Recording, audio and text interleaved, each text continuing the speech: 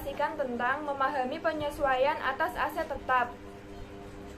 Aset tetap atau asset adalah aset yang secara fisik dapat dilihat keberadaannya dan sifatnya relatif permanen, serta memiliki masa kegunaan atau useful life yang panjang. Jadi, aset tetap merupakan aset yang berwujud tangible asset, berbeda dengan aset yang tidak terwujud atau intangible asset, di mana tidak memiliki wujud fisik dan dihasilkan sebagai akibat dari sebuah kontrak hukum, ekonomi, maupun kontrak sosial.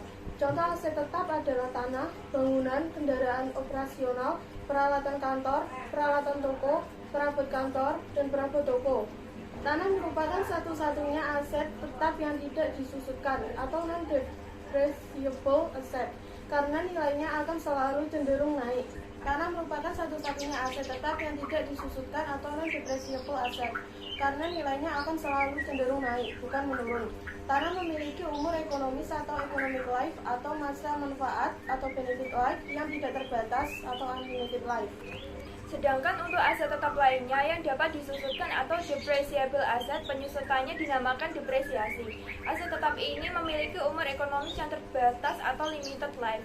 Contoh dari aset tidak berwujud adalah goodwill atau nama baik, trademark atau merek dagang, franchise atau waralaba, paten, copyright atau hak cipta, customer list atau daftar pelanggan, dan broadcast license atau izin penyiaran. Dalam akuntansi, penyusutan untuk aset tidak berwujud dinamakan amortisasi. Sama halnya dengan aset tetap, tidak semua aset tidak berwujud diamortisasi. Tergantung pada kepastian umur apakah terbatas atau tidak terbatas. Aset tidak berwujud yang memiliki umur tidak terbatas atau tidak pasti tidak diamortisasi.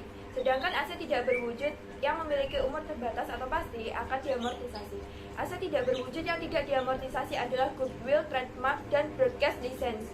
Pada akhir periode akuntansi, setelah aset tetap tersebut dipakai, jurnal penyesuaian perlu dibuat untuk mengakui bagian dari jumlah harga perolehan aset tetap yang sudah menjadi beban karena pemakaian.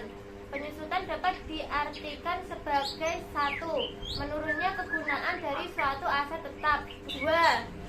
Transfer secara sistematis dan periodik dari harga perolehan atau cost menjadi beban atau expense, atau dapat juga diartikan sebagai bagian dari harga perolehan yang telah menjadi kadaluarsa karena pemakaian. Ada beberapa metode penyusutan aset tetap yang diperkenankan menurut prinsip-prinsip akuntansi yang berlaku umum, yaitu metode garis lurus, metode saldo menurun ganda, metode jumlah angka tahun, metode unit produksi atau metode output produktif, dan metode jam operasional atau metode jam jasa. Penghitungan penyusutan aset tetap dengan menggunakan metode garis lurus akan menghasilkan jumlah penyusutan yang sama besar untuk masing-masing tahun sepanjang umur ekonomis atau masa manfaatnya. Adapun formula rumus yang digunakan untuk menghitung besarnya penyusutan per tahun adalah penyusutan per tahun sama dengan harga perolehan minus estimasi nilai residu banding estimasi umur ekonomis. Keterangan 1. Harga perolehan merupakan jumlah seluruh pengeluaran yang diperlukan untuk menjadikan aset tetap yang baru dibeli atau diperoleh tersebut siap untuk digunakan. Jadi, harga perolehan ini meliputi tidak hanya sebesar harga beli saja, tetapi juga termasuk pengeluaran lainnya yang dikorbankan agar aset tetap yang baru beli atau diperoleh tersebut berada dalam kondisi siap pakai.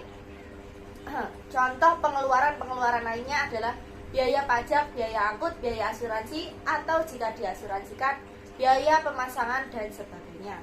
Harga perolehan ini sifatnya objektif, bukan subjektif atau estimasi, karena seluruh jumlah yang dikeluarkan atau dibayarkan nilainya tercantum dalam berkas dokumen yang mendukung transaksi pembelian.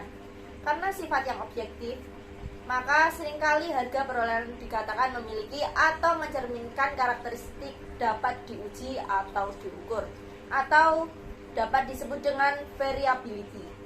Estimasi nilai residu merupakan taksiran mengenai nilai sisa aset tetap yang diperkirakan masih akan tetap ada di akhir umur ekonomisnya. Nilai residu ini ditentukan secara subjektif tergantung pada penilaian manajemen perusahaan masing-masing, namun tetap harus memenuhi asas kewajaran. Estimasi umur ekonomi merupakan taksiran mengenai lamanya sebuah aset tetap dapat memberikan manfaat atau kegunaan bagi perusahaan. Umur ekonomis ini juga ditentukan secara subjektif, yaitu tergantung pada penilaian manajemen perusahaan masing-masing. Untuk mengilustrasikan ayat jurnal penyesuaian yang perlu dibuat sehingga dengan penyesuaian atau pemakaian aset tetap selama periode. Sekian presentasi dari kami. Wassalamualaikum warahmatullahi wabarakatuh.